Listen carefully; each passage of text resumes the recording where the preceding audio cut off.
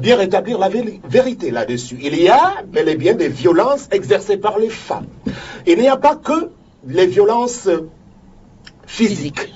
Il y a, pour le cas qui me concerne, pour le cas qui a concerné le chanteur Longuet Longuet et bien d'autres sur la place, parce qu'il faut bien le dire au passage, quand vous êtes en situation de notoriété, de célébrité, vous êtes l'objet de convoitises interminables. Monsieur Tchoutan ne va pas me le démentir sur ce plateau.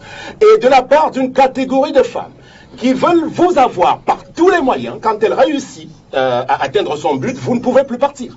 Et à partir de là, intervient donc une succession de violences qui vont jusqu'au bout. C'est-à-dire que si vous tentez de sortir du cercle, eh bien, c'est, on va dire, un choix que vous avez fait pour finalement assumer cela de façon terrible aujourd'hui. Donc, les violences émanent de nos jours de plus en plus de la gente féminine qui a envie comme cela d'enfermer la gente masculine dans des situations compliquées. Et également, il y a un autre type de cause qu'on peut verser à cela. Hein. Vous savez, il est question de respecter quand même ce qui est prévu par la norme. La norme, laquelle, la mienne, c'est les Écritures. La Bible dit que la femme, pas forcément qu'elle est inférieure, mais elle doit avoir sa place. Une place de l'être soumis, à la limite, qui doit contenir beaucoup de douceur et beaucoup de sympathie.